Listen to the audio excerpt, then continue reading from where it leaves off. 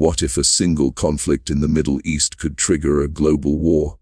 Right now, tensions between Iran and Israel are rising faster than ever. Missiles, drones, and military threats are pushing the region toward a dangerous turning point. But how did this rivalry begin, and why are experts warning that it could lead to something much bigger?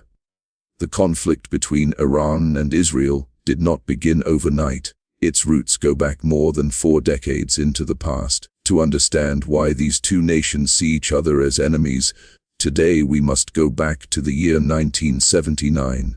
Before that year, Iran and Israel actually had diplomatic relations. Iran was ruled by Shah Mohammad Reza Pahlavi, who maintained close ties with Western countries, including the United States and Israel. But inside Iran, political anger was growing.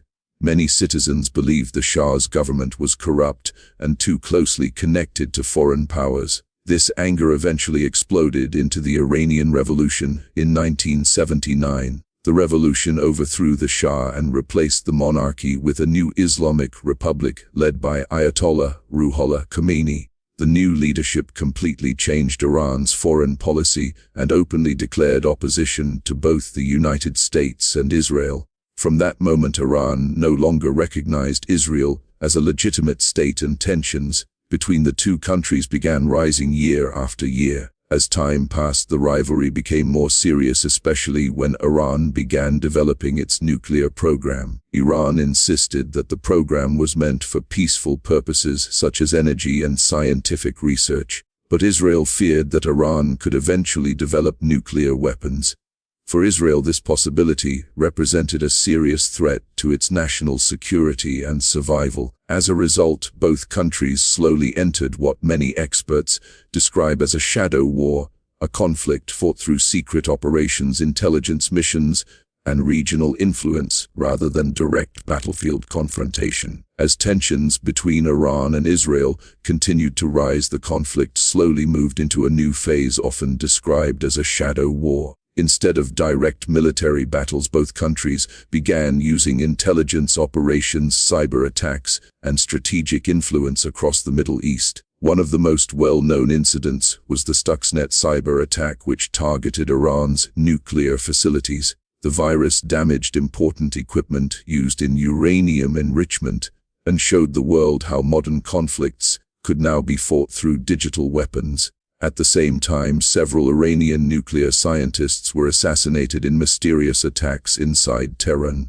Many analysts believed these operations were intended to slow down Iran's nuclear progress, although the exact details were never officially confirmed. While these secret operations were taking place, Iran was also expanding its influence across the region. Tehran built strong alliances with several groups in the Middle East, including Hezbollah in Lebanon and Hamas in Gaza. These alliances gave Iran a way to challenge Israeli power without direct confrontation. For Israel, this growing network of allied groups created serious security concerns, especially along its northern and southern borders. The rivalry was no longer limited to politics or diplomacy. It had become a complex strategic competition spreading across multiple countries in the Middle East. With every passing year, the level of tension increased, and the possibility of a larger confrontation became more real. As the rivalry continued growing, the international community became increasingly concerned about Iran's nuclear program. Many countries feared that if Iran successfully developed nuclear weapons, it could dramatically change the balance of power in the Middle East. This concern eventually led to years of intense diplomatic negotiations between Iran and several world powers, including the United States, United Kingdom, France, Germany, Russia, and China. These negotiations resulted in the Joint Comprehensive Plan of Action, also known as the Nuclear Deal, which was signed in 2015. Under this agreement, Iran agreed to limit its nuclear activities, allow international inspections, and reduce its uranium enrichment in exchange for relief from economic sanctions. For a short period, the deal helped reduce tensions and created hope that the conflict might slowly move toward diplomacy rather than confrontation. However, the situation changed again when the United States withdrew from the agreement and reimposed strict economic sanctions on Iran. In response, Iran gradually increased its uranium enrichment levels, once again raising fears about its nuclear ambitions. At the same time, Israel continued warning that it would never allow Iran to become a nuclear weapons state. This warning increased the possibility that the conflict might eventually move beyond secret operations and turn into a direct military confrontation. As diplomatic tensions increased, military activity across the Middle East also began rising. Israel carried out multiple airstrikes against Iranian-linked targets in Syria. These strikes were intended to prevent Iran from building permanent military bases close to Israeli territory.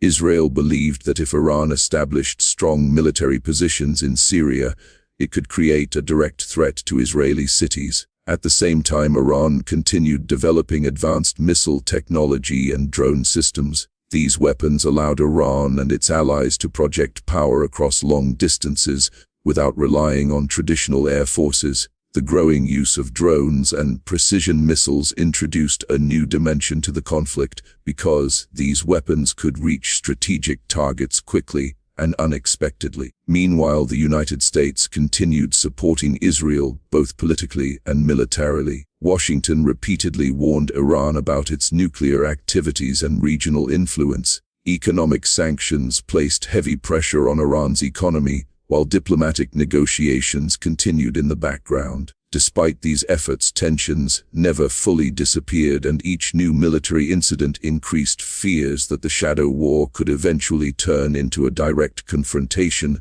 between powerful states.